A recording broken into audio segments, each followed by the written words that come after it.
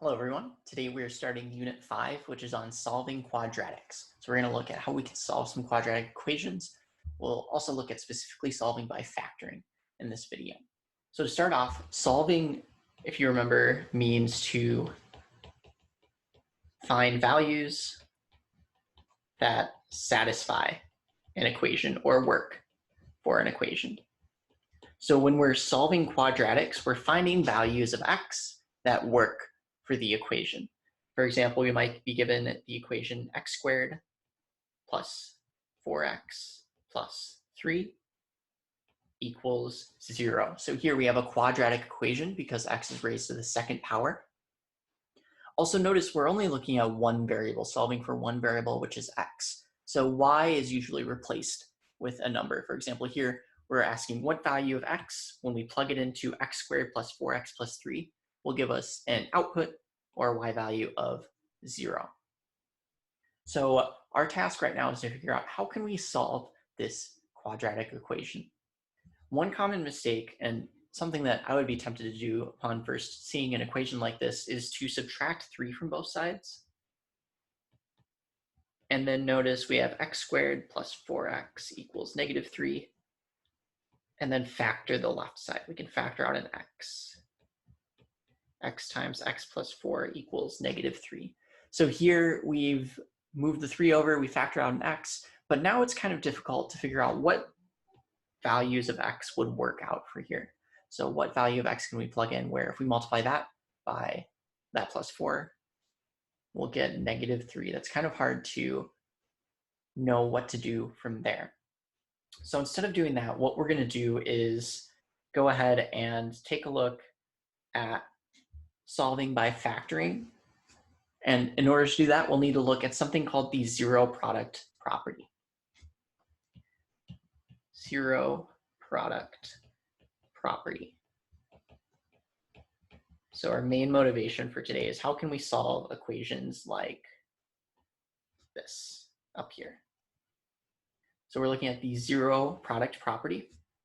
The zero product property tells us that if two values, A and B, if the product of A and B equals 0, A times B equals 0, then A equals 0 or B equals 0.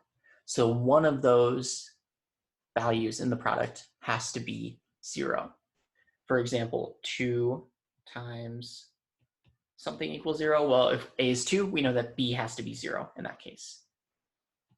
If B is 10, and we're multiplying it by something to get 0, we know A has to be 0. If A and B, neither of them are 0, 2 times 3, we can't end up with 0. This is not equal to 0. So either A has to be 0 or B has to be 0. So one of the things we're multiplying is 0. And that's because anything times 0 gives us 0. This helps us because if we think about factored form for quadratics, we end up multiplying two polynomials. So let's take a look at our example at the top here. X squared plus 4x plus 3 equals 0. And let's factor this quadratic. So really quickly, factoring two things that multiply to positive 3, add to 4.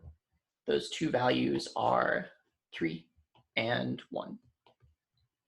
So when we factor this quadratic, we end up with x plus 3 times x plus 1 equals 0.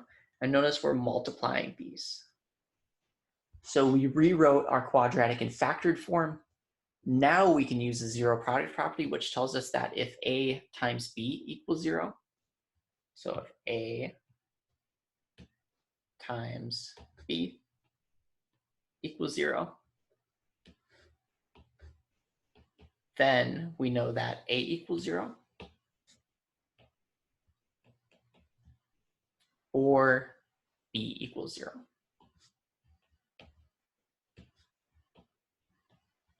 So if we write this out with A and B as x plus 3 and x plus 1, A equals 0 means that x plus 3 equals 0. X plus 1 equals 0 is the b equals 0. So we split it up based on the two polynomials we're factoring. And then finally, we just need to solve these two equations over here.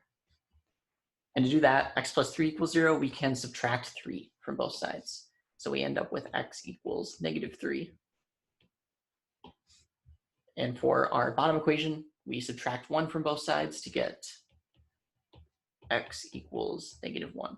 So here we end up with two solutions to our quadratic. X equals -3 or x equals -1. So we used our zero product property, telling us that a times b equals 0, then a equals 0 or b equals 0.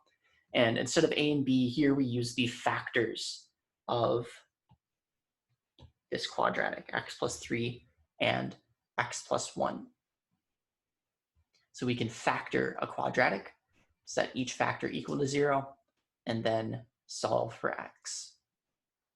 Let's take a look at another quick example. Here we have x squared minus 2x minus 10 equals 5, and we are trying to solve for x.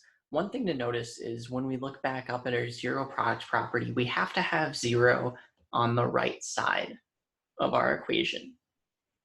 And here we have a 5, not a 0.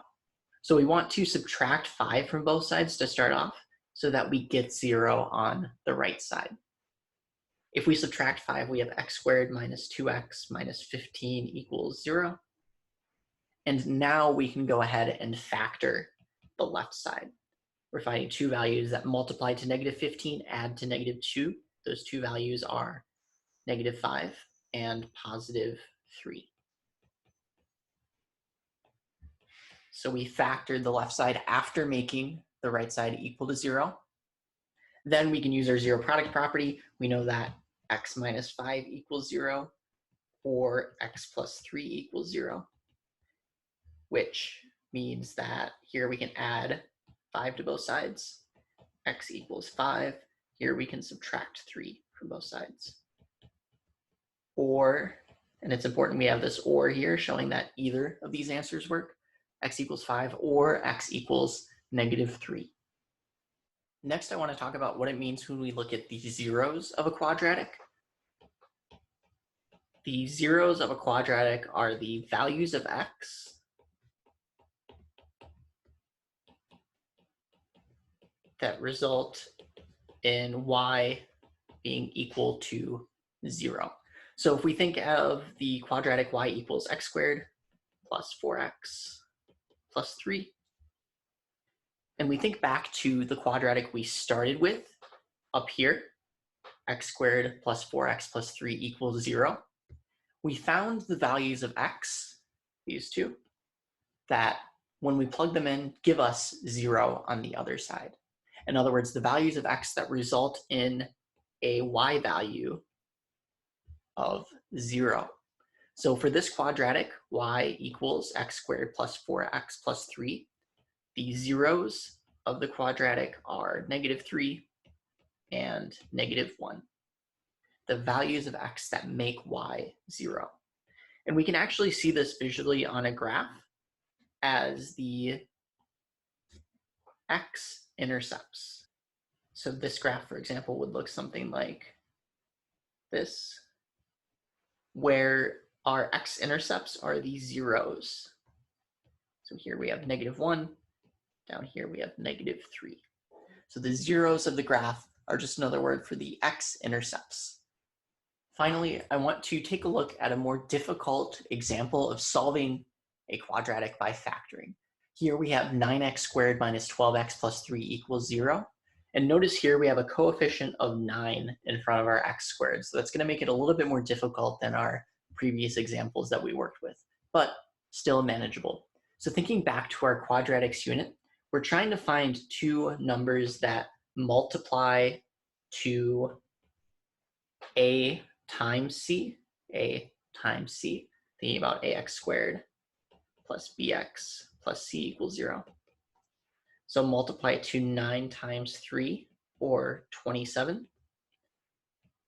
And those two values should also add to our middle coefficient. So blank plus blank equals negative 12. So in this case, we could think about factors of 27. 27 equals, well, we know 9 times 3, but 9 plus 3 equals positive 12. Two more factors of 27 are negative 9 and negative 3. And negative 9 and negative 3, when we add them, do in fact give us negative 12. So the two numbers we're looking for here are negative 9 and negative 3. Now we can use our area model. You could split the middle term, or write it out term by term. You could also use the area model, which is what I prefer to do, to find the factors. So we have 9x squared up here, 3 in the bottom right. So the first term in the top left, last term in the bottom right. And then in our two corners, we have the two values, negative 9 and negative 3. And these also have an x with them. Now we can look across the rows or the columns. Let's look across the rows and find what values or what the greatest common factors are.